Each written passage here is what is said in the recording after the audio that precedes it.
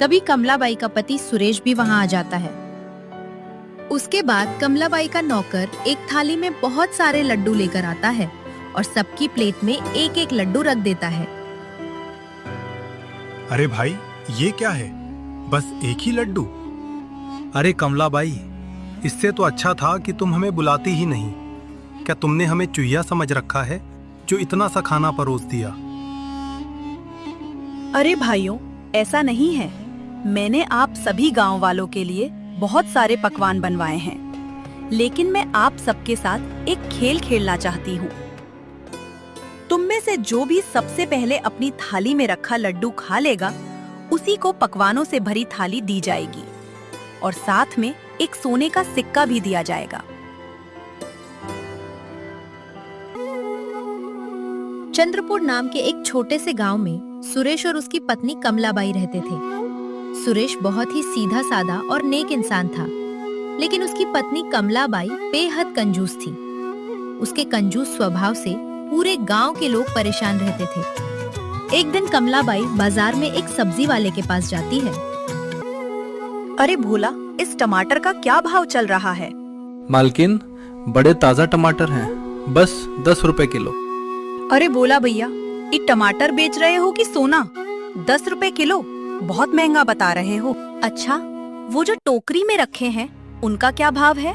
अरे मालकिन, वो तो कल के बचे हुए टमाटर हैं, थोड़ा मुरझा गए हैं। आप कहें तो आधे दाम में दे देता हूँ। वही दे दो भैया। मुरझा गए हैं तो क्या हुआ, सब्जी में पकने के बाद किसी को कुछ पता नहीं चलेगा। मगर वजन पूरा रखना, कम हुआ तो ठीक नहीं होगा।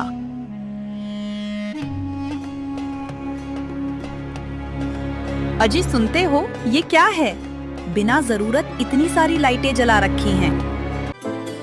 रात होने वाली है, अंधेरा होने वाला है, इसलिए लाइट जलाई है।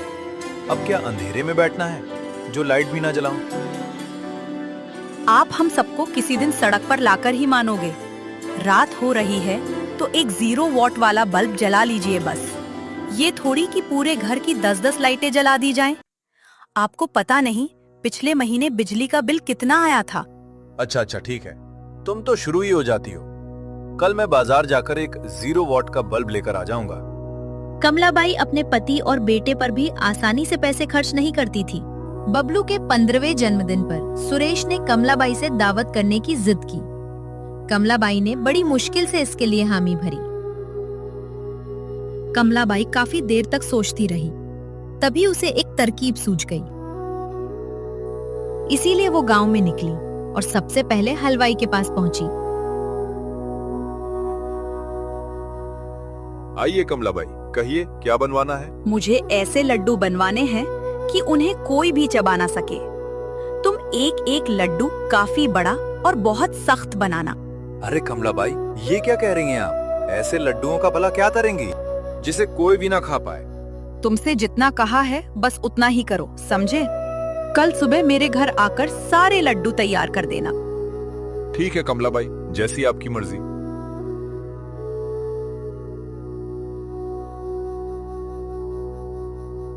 अगले दिन दावत के लिए पत्थर जैसे सख्त और थोड़े बड़े लड्डू बनवाए गए, जिन्हें कोई भी चबा ना सके।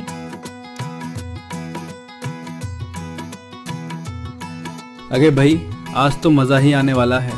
कंजूस कमलाबाई के घर कभी भोजन करने को मिलेगा, ये किसने सोचा था भाई? अरे भैया, आज तो मैं जमकर खाना खाऊंगा। हाँ भैया, तुम बिल्कुल सही कह रहे हो।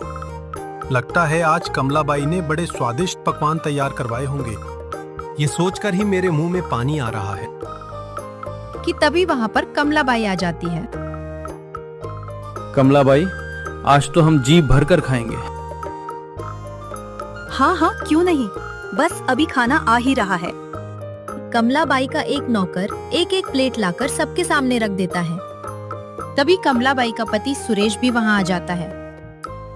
उसके बाद कमलाबाई का नौकर एक थाली में बहुत सारे लड्डू लेकर आता है और सबकी प्लेट में एक एक लड्डू रख देता है।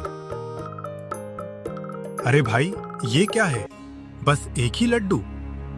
अरे कमलाबाई, इससे तो अच्छा था कि तुम हमें बुलाती ही नहीं। क्या तुमने हमें चूहिया समझ रखा है जो इतना सा खाना परोस दिया? अरे भाइयों, ऐसा नहीं है। मैंने आप सभी गांव वालों के लिए बहुत सारे पकवान बनवाए हैं, लेकिन मैं आप सबके साथ एक खेल खेलना चाहती हूँ।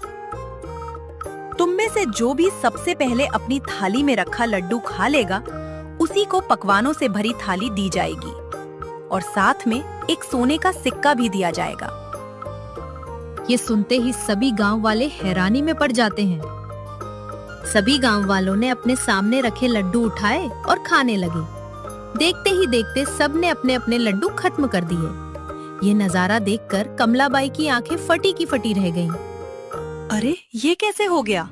इन सबने तो ये लड्डू खा ही लिए। हे ऊपर वाले, अब तो इनके लिए पकवानों से भरी थाली मंगानी पड़ेगी। लो कमलाबाई, खा लिया लड्डू? अब जल्दी से पकवानों से भरी थाली मंगवा दीजिए, बहुत तेज भूख लगी है।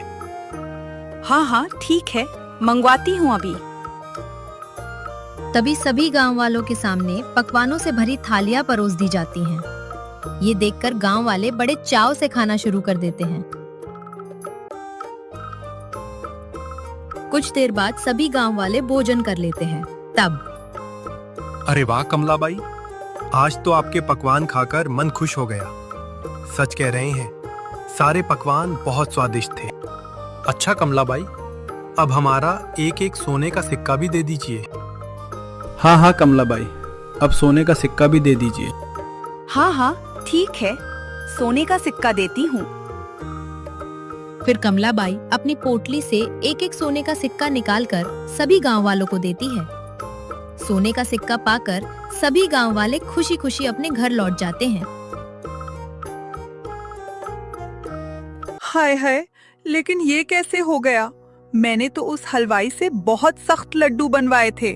न जाने इन गांव वालों ने उन्हें भी कैसे गटक लिया। हाय हाय, ये क्या हो गया? मेरे इतने सारे सोने के सिक्के भी चले गए। चुप हो जाओ तुम। ये क्या करने जा रही थी तुम? घर आए मेहमानों के साथ कोई ऐसा करता है क्या?